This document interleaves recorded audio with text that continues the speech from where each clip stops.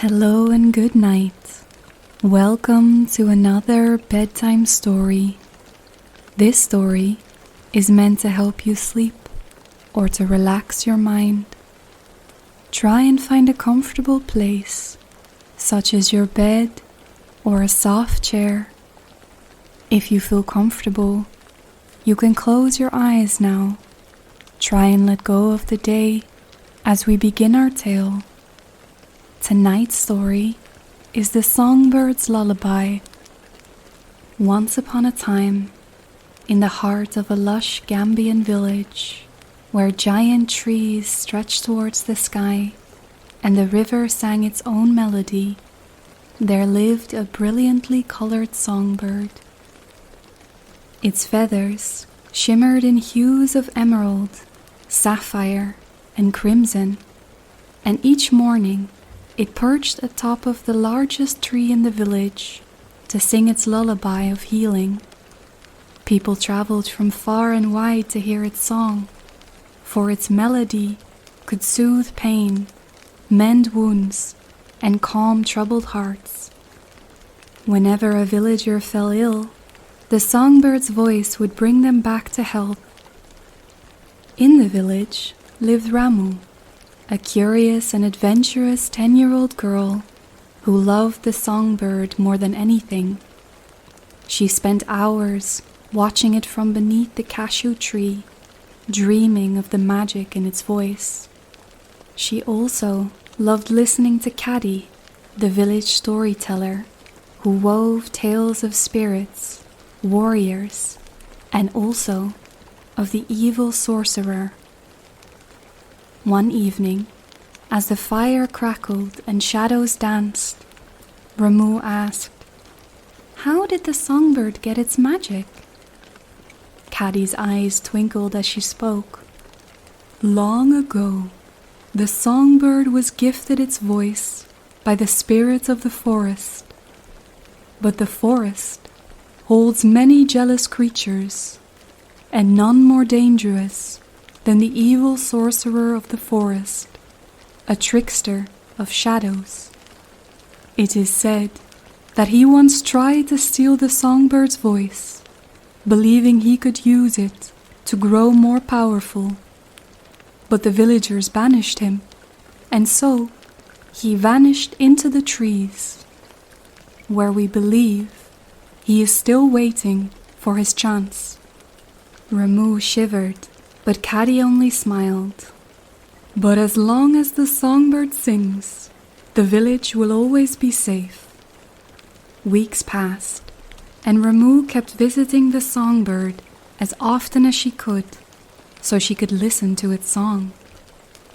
Until one morning, when Ramu went to visit the songbird, but the songbird sat silently upon the cashew's highest branch, its beak open, but no sound escaping.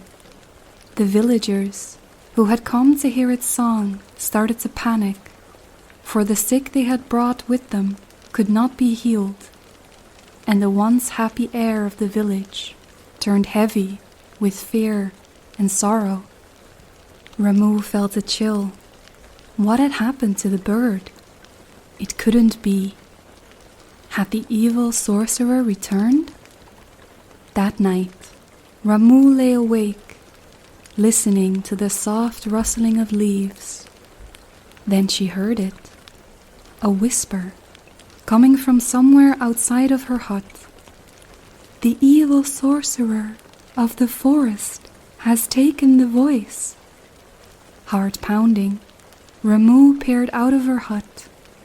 She saw a small ball of light, then it vanished. Ramu stepped further outside to investigate, and just as she walked around her hut, she saw a dark shadow slipping through the trees, vanishing into the depths of the forest. The next morning, she told Caddy about what she had heard. The storyteller's expression grew grave. "If the evil sorcerer of the forest has stolen the voice, it will keep it locked away, deep within the woods, where magic twists paths and plays tricks on the mind. No one in the village dared to face the evil sorcerer, but Ramu knew she had to try. "I will find the songbird's voice." When she told her family of her plan, they all protested, but Caddy, who had heard the commotion, walked forwards and placed a hand on Ramu's shoulder. "Then go, child, but be wise, for the evil sorcerer is a master of deception." And so, Ramu gathered some supplies and prepared to set off into the whispering forest. Before leaving, Ramu visited the village elder, an old woman named Bintu, who lived in a hut covered in vines and charms. "You are brave, Ramu, but bravery alone will not defeat the evil sorcerer," Bintu warned. She gave Ramu a woven talisman, its beads carved with ancient symbols. "This will guide you through the forest tricks, but trust not every voice you hear, and beware the things that seem too easy."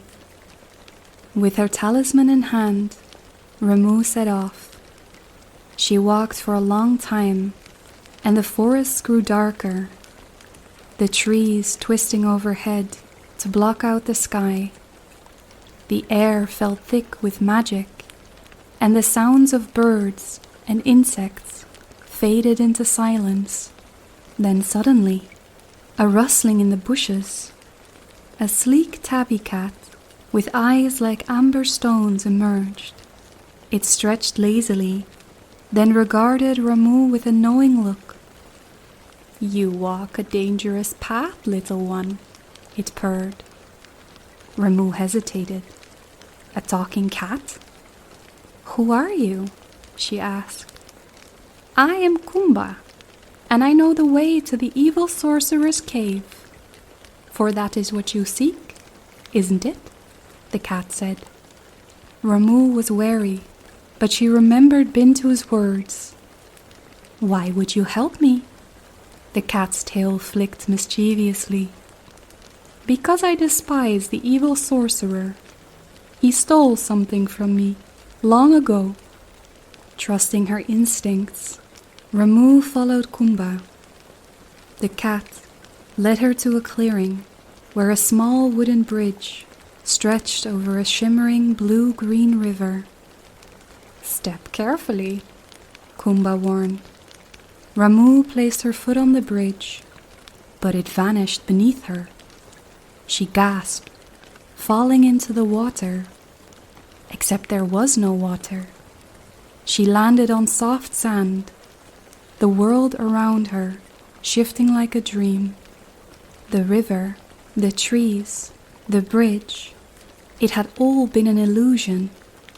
"The evil sorcerer's tricks have already begun," Kumba murmured. They pressed on, but the path split into 3 winding trails, each leading into thick, twisting vines. "Which way?" Ramu asked. Kumba's ears flattened. "All 3 are traps, but we must choose." Ramu decided on the left path, but as soon as she stepped forwards, trees erupted from the ground, blocking the way back. From the shadows, whispered echoed, turn back or be lost forever." The vines lashed out like snakes, trying to grab Ramu. She dodged and leaped, reaching into her bag. She took out her woven talisman and threw it on the ground. A golden glow spread around her feet, and the whisper screamed and vanished. Kumba purred, "Smart girl." They continued, choosing the middle path this time. But soon, the path faded into a swirling mist. Ramu could barely see her own hands. "Stay close to me," Kumba said. Figures moved in the mist. dark, shifting shapes that whispered Ramu's name. Then a figure stepped forwards. It was Caddy. "Ramu, my child, you must turn back. It is too dangerous." Ramu hesitated, then remembered Bintu's warning. Not everything is as it seems. She grabbed Caddy's arm, and her hand passed right through it. "You're not real," she whispered. The mist shattered like glass, revealing that the path ahead had been yet another illusion. Ramu and Kumba then chose the path on the right, and, at last, they were not bothered along the way. After a long time, they reached a hidden cave, its entrance covered by hanging vines. The air inside smelled of smoke and old magic. "Be careful," Kumba whispered as she crept forwards. Ramu followed her, careful not to make a sound. Inside, at the end of the cave, they found the evil sorcerer, sat upon a throne of twisted roots, his red eyes gleaming in the dark. Around him, whispering shadows curled and shifted. And there, hanging from a chain of silver, was the songbird's stolen voice, a gentle ball of light, glowing like a trapped star. "Ah, a little girl has come to bargain with me," the evil sorcerer chuckled. "Return the songbird's voice," Ramu demanded.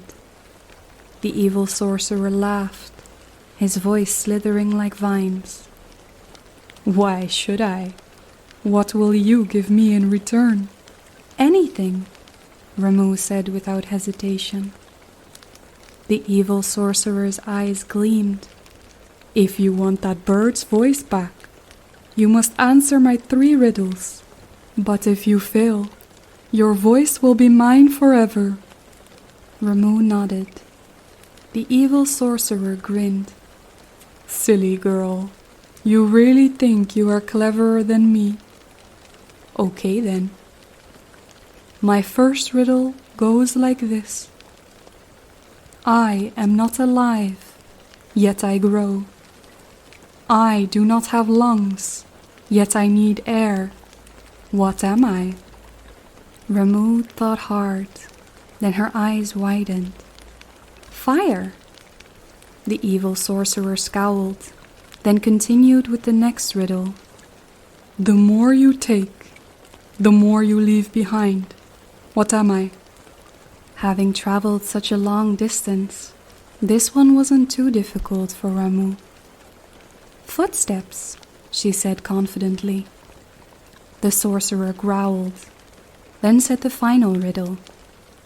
I grow when shared, but shrink when hidden. What am I? This riddle was not easy. Ramu paused for a long moment, and the evil sorcerer grinned. Tick-tock, he said. If you don't answer my riddle soon, I will take your voice. Ramu started to panic slightly. What could it be? She thought about what the sorcerer had said, and then she remembered Caddy's words, and she smiled brightly at the sorcerer. A story! No! The sorcerer shouted. I don't believe it. How could you know all the answers? You must have tricked me somehow. And as he spoke, the cave started to shake. The cave is going to collapse, said Kumba. We must get out of here. Ramu leaped forwards and grabbed the glowing voice. Then she ran, Kumba bounding beside her. As they neared the exit, the evil sorcerer unleashed a storm of vines. But Kumba leaped and slashed them apart with her claws. Together, they raced back towards the village. It took them several hours to journey back to the village. and as Ramu arrived, the village was unusually silent. It was clear that the songbird's missing voice was bringing despair to her people. Ramu ran towards the cashew tree, where the songbird sat woefully. She uncorked the vial, and the voice spiraled into the sky. A bright light illuminated the surroundings. Then it flew right into the songbird's throat, and with a joyful squeak, the songbird began to sing. At first, nobody realized what had happened. Then, the songbird's voice traveled far and wide across the village, healing the sick and easing their troubled hearts. The villagers started gathering at the tree, and they rejoiced at the songbird's renewed voice. That night, the songbird sang a special lullaby just for Ramu. She lay beneath the cashew tree, Kumba curled beside her, knowing she had faced a great darkness and won. Yet the wind still whispered. The evil sorcerer was not truly gone. And so, Ramu promised herself that, should he ever come back, she would be ready. The end. Thank you for listening to this bedtime story. I hope you enjoyed the tale tonight. If you did, please like the video and subscribe to the channel for more audiobooks and tales to come. Until next time.